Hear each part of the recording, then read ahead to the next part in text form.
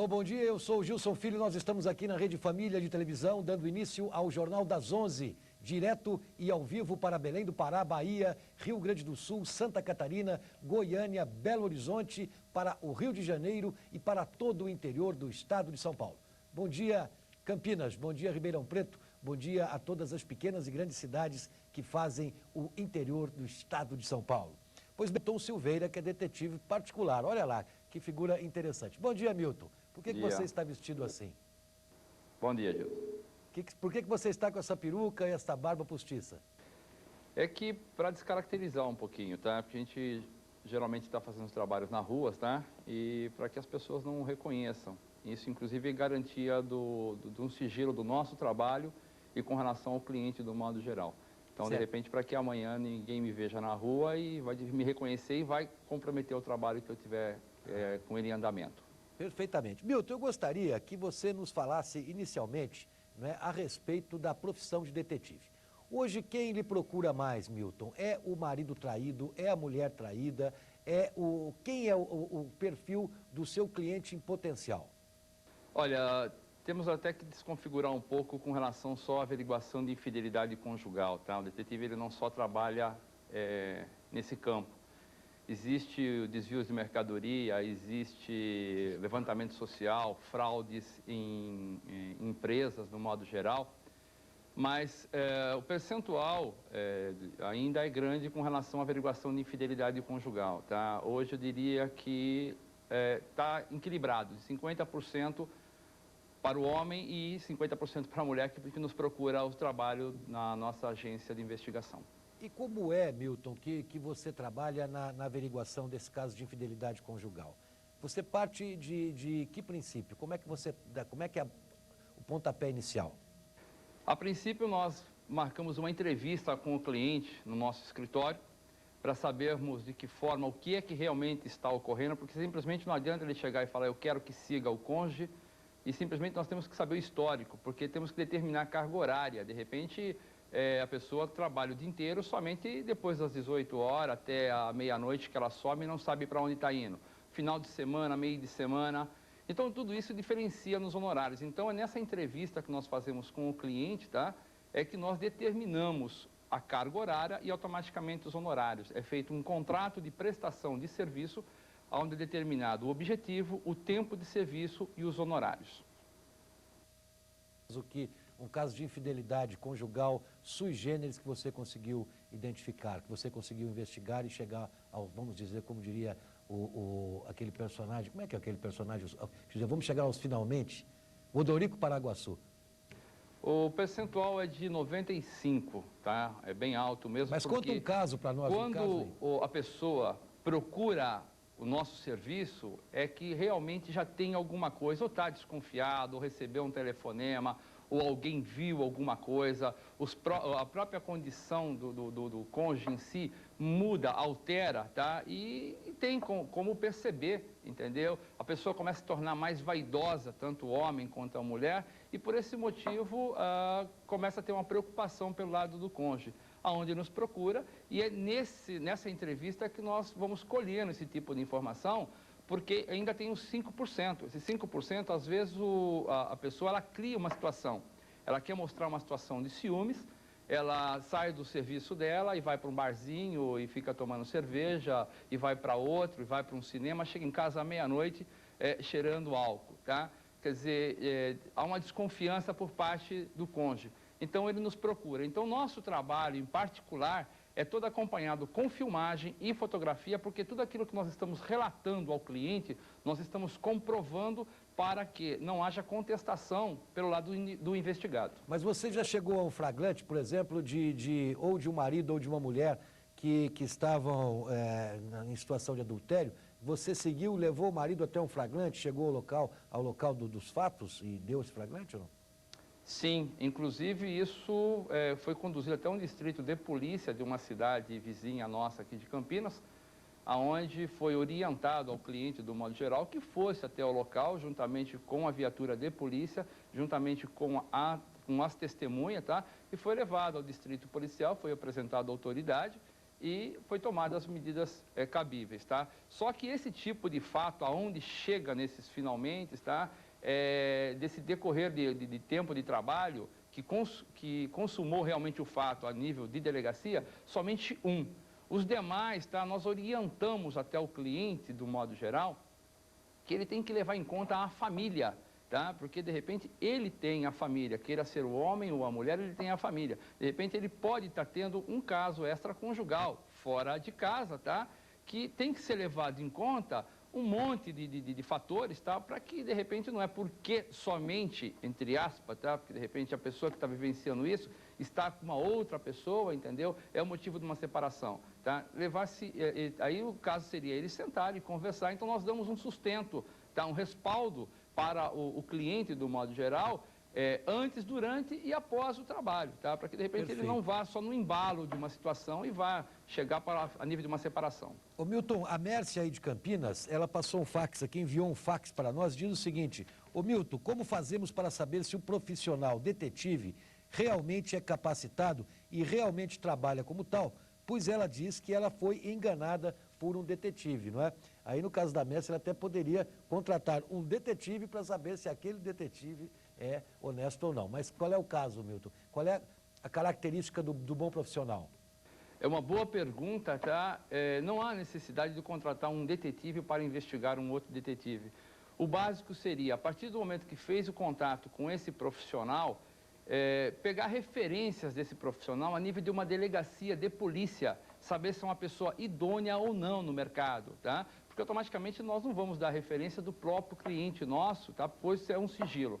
Se por acaso a pessoa foi enganada, se sentiu enganada, baseado nesse contrato que é feito no início dos trabalhos, tá? Você tem 3 locais para você recorrer: o Tribunal de Pequenas Causas, o SEDECOM e a própria Polícia Civil como averiguação de estelionato, tá? Porque ele é um prestador de serviço, aquilo que está na cláusula, tá? Um contrato que tem que ter as duas pessoas, que tem alguns profissionais, infelizmente, que dão só... O contrato fica com ele, ou então não dão documento nenhum. Sem documento nenhum, você não tem como recorrer. Não adianta só ir por valores de honorários, porque ele mandou fazer um depósito na conta, porque o valor dele está mais barato, entendeu? Você vai se garantir. Se por acaso se sentiu enganado, você não tem onde recorrer. Mas, de qualquer forma, mesmo não tendo essa documentação, procure uma delegacia de polícia que abrange a tua área e faça um boletim de ocorrência contra esse cidadão, tá? Porque, para mim, não é um profissional. A partir do momento que você está enganando alguém, você já não é um profissional, entendeu? Milton, perdão, só um minutinho, nós estamos com um amigo espectador na linha nos chamando pelo Viva Voz. Alô, bom dia. Com o Milton, com o detetive que está nos dando dicas da carreira, né, com o Milton Silveira, que é detetive particular. 2 assuntos, né, 2 extremos opostos, mas é isso que movimenta aqui o Jornal das 11. Ô Milton, a Anunciata de Campinas pergunta o seguinte para você: por que o custo do trabalho é alto? Como os menos favorecidos podem ter acesso aos serviços de detetive?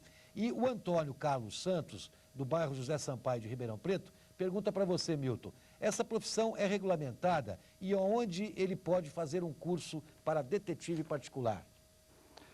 Olha, o custo é alto, tá? Em virtude dos equipamentos que são usados, tá? Nós trabalhamos com equipamentos importados, equipamentos de filmagem ou mesmo de fotografia de alta sensibilidade, tá? O custo homem na rua é caro, tá? Então, não seria o trabalho em si só que é o custo, tá?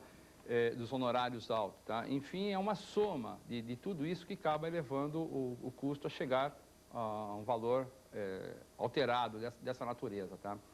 Com relação à pergunta, a segunda pergunta, tá?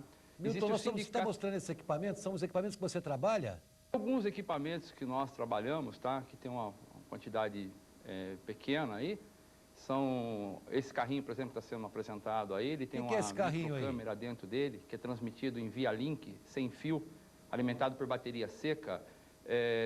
Tem monóculos com infravermelho, filmadoras com infravermelho para filmar totalmente no escuro. São objetivas de longo alcance para você fotografar pessoas dentro de restaurantes, na entrada de motéis. Claro que nós não paramos as nossas viaturas próximo ao local, porque no fim acaba nos comprometendo. Então, isso tudo acaba se tornando o alto custo dos honorários do nosso trabalho. Né? Então, esse é um dos motivos principais do custo em si. Isso que é caro, não é? Sim, exatamente. Ô, Milton, a manutenção também rapidamente a segunda pergunta, que eu tenho que chamar um breve intervalo comercial, a respeito se a profissão é regulamentada e onde se faz curso para detetive particular. Tá, nós temos o Sindicato dos Detetives Particulares e Agência em São Paulo, que cuida de toda a nossa região do estado de São Paulo, tá? Que fiscaliza com relação à documentação, com relação ao Ministério do Trabalho e afins, tá? Em São Paulo, na Casper Libero, aí eu pegaria depois o telefone, deixaria com a produção, se for o caso, até a condição de averiguar com relação ao profissional em si. E o próprio sindicato também, ele vai nos informar os cursos que existem para que você possa fazer e se oficializar com relação à prefeitura, com relação ao sindicato, do modo geral. Qualquer coisa também, depois eu deixo o telefone na produção. Perfeito. Chegando mais uma pergunta para o Milton, perguntas para a Deise, e eu vou fazer um breve intervalo comercial e na sequência eu volto e você prepara a sua pergunta aí. É você que quer fazer um intercâmbio cultural, quer estudar em outro país, tem algum... Milton, várias perguntas para você aqui. Olha, profissão, tem muita gente querendo entrar na sua profissão. Mas a Clara, Milton, de Campinas, pergunta o seguinte a você. Como cliente, podemos participar das investigações? Tá? Essa é a pergunta da Clara. E a Persília, de Ribeirão Preto, pergunta o seguinte.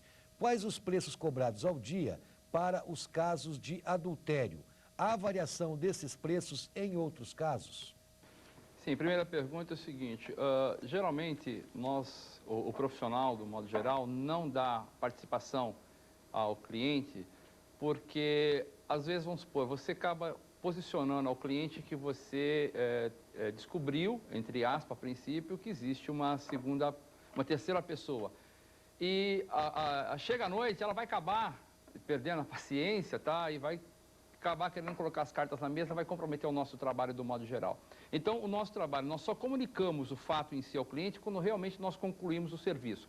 Após um flagrante, tá? Nós fazemos nosso material de fotografia e filmagem, aí sim nós entramos em contato via celular com o cliente para que ele venha até o local dos fatos.